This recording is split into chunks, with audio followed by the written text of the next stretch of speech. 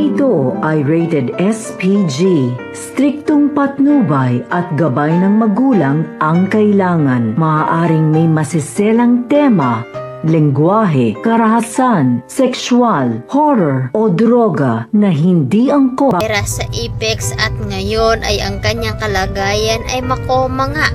Kaya naman agad na pinatawag dito ni RJ ang kanilang abogado upang sabihin dito na siya na ang tatayo bilang CEO ng Apex dahil hindi pa nga magigising itong si Moira dahil nga sa nangyari sa kanya.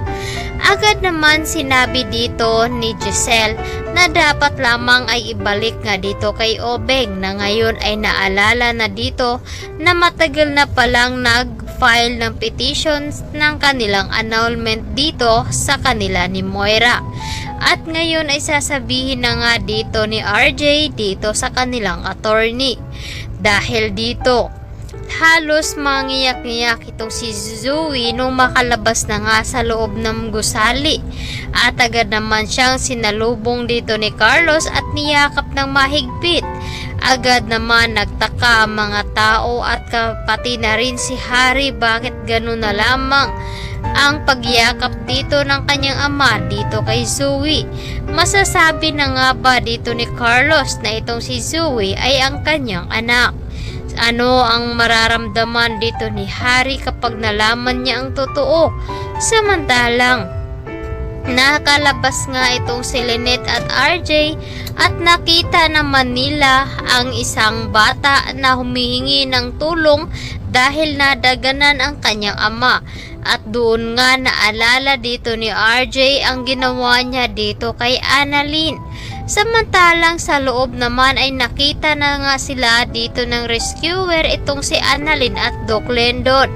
Agad nilang pinuntahan ang mga bata, ngunit naiwan naman ang isang laruan nito kaya bigla niya itong binalikan.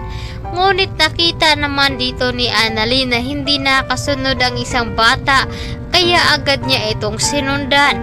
At sumunod rin itong si Doc Lendon dahil alam niya na susundan nga dito ni Annalyn. Kaya naman nagkaroon muli ng aftershock at nakita naman dito ni Doc Lendon itong si Emily. Posible nga bang mamamaalam itong si Doc Lendon dahil nga sa pagsunod niya dito kay Annalyn.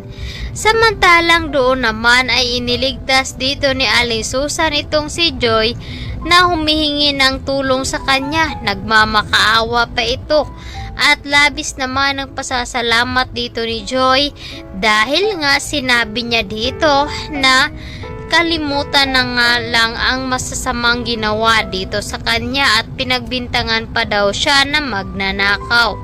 Agad naman napatawag dito ni Aling Susan itong si Joy dahil ito nga ang tinuturo dito ng kanyang apo na si Annalyn. At agad naman napatawag itong si Michael at tinanong kung kumusta na nga ba si Annalyn at Lynette kung magkasama ba daw ang dalawa. Sinabi naman dito ni Aling Susan na hindi nga daw sila magkasama dahil nga bumili pa ng bulaklak itong si Lynette at wala pa nga ito doon. Kaya agad itong sinabi na hindi nga sila magkasama. Sinabi ni Aling Susan na kailangan iligtas itong si Lynette at gawin lahat dito ni Michael na makita niya ito. Ang hindi nila alam ay natrap din pala sila doon sa isang building at kasama dito si RJ.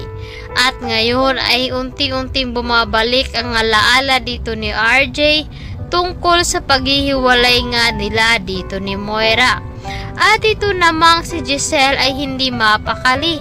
Napapaiyak na lamang ito nang hindi pa nga makita ang kanyang pamangkin na si Annalyn.